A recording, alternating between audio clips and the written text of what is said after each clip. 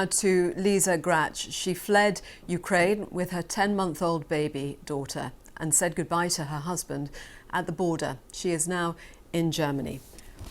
Welcome. Thank you very much for joining us, Liza.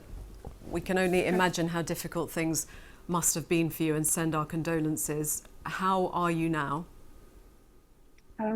Thanks. Well, there is no description for the word how. I'm not starting my day asking my friends and family how they are doing. It's not the question. I ask them where they are. Are they in the underground or they're moving ahead to the western borders just to have a safe place? The right question is where. It must have been very difficult for you to leave. It was horrible. But I was lucky. I assume I was lucky because we got this decision very fast after the missiles come. I live in the Western Ukraine, so I had a short time to come to the border, but we didn't expect the war to start. And in the morning of 24th, I saw the yellow splash from my window. It was shortly after 7 o'clock in the morning. And then there's a big boom and the black smoke coming from our airport, and we live close to it. And we got the decision just to pack our stuff and maybe go for 1 or 2 days from the town to from the panic, and just from the town, from the airport, just to move a little bit. Mm-hmm. And in a few hours, my husband says, okay, you need to leave. This is no discussion, you need to leave. And I can't describe how it feels like. It's horrible.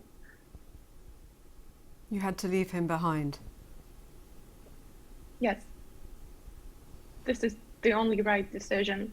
And I had to take it just because here or somewhere else far from Ukraine, or even across the border, just shortly across the border, my kid have a privilege to sleep well and not to hear these bombs and these explosions and people crying, and she doesn't see this stress and this doesn't affect her. Mm-hmm. And we see pictures here of your daughter Manasseh, and as you say, that is why you're doing this. You're protecting her future. Yes, this is all for her. And we were blessed to have this chance to be in a safe place right now. Mm-hmm.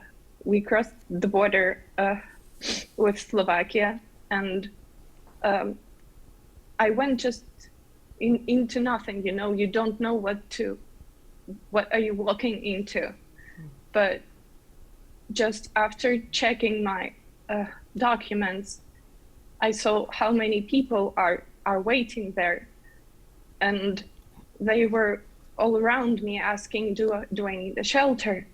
Do I need to warm up? Do I need anything? Do I have somebody to pick me up? Mm-hmm. And I never felt so devastated and so happy, mm-hmm. just in one day.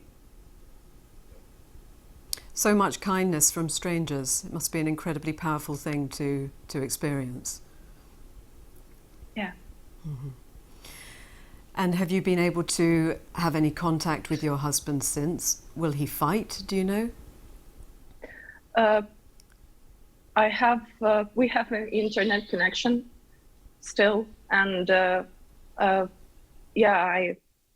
we're texting with my family, checking where they are, what they're doing, what their plans. So hopefully I will have this connection in further days too. Mm-hmm. And you said at the beginning your question is not how to your loved ones. It's where. It's not knowing where they are. It's not knowing what they're enduring and where they go. What is your sense? Do you know how many are trying to leave? How many are stuck? Well, during this, as soon as I crossed the border and before that, we were always online on our cell phones, checking on our friends and our family. Where is everybody?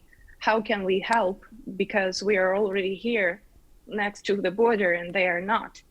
And we were finding the transports, we were helping them to get to each other. And so a few of my dearest friends who also have babies with them, they said that when they got the information that I crossed the border and I'm safe, this was the reason why they decided to do the same and leave their families for their kids and to move to safe places without them. And it's the hardest thing and the heartwarmest too, because now I feel like I'm doing something. You know, there are so many people in Ukraine doing something and I'm here and I'm like, how can I help? And now I see that four families that are friend of mine are also somewhere in Hungary or Slovakia or whatever, and we're coordinating, and I'm looking for apartments for them or for volunteers who can take care of them. And this is just like the only thing that I can do, and it calms me up that I can do something. And you mentioned about the ways of communicating. Is it getting harder to communicate? Yeah, basically not because of the internet connection, but because of the time for the reply is too long, because sometimes people need to go to shelter, and this time of silence is very hard. When you see that the message is not read or it's not delivered, you start to think of things, but you should stay strong and just wait. They should always reply. They will reply. What support are you getting there, Liza? Can you get this once again, please? What support are you getting there now that you're in Germany? I know that I think you're staying with your husband's sister, is that right?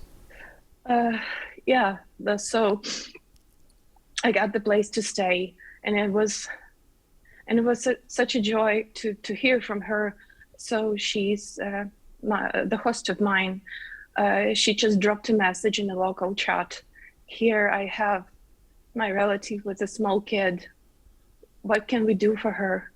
And in an hour or so, she got over 100 messages from different people, even from strangers. Someone provided us with clothes for the baby. Someone gave us the diapers. Someone brought the stroller for her. And by the end of the day, I'm here with my documents and with my kid. And I have everything I need just to be not just safe, but also in comfort.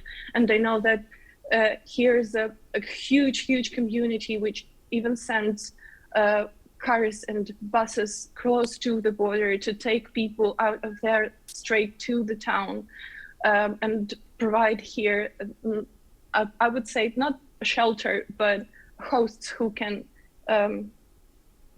where people, apartments or rooms or just spaces where people from my country could be safe. Liza, we send you all of our best wishes and thoughts. Thank you very much for taking the time to talk to us. Thank you. Thank you. Slava Ukraini.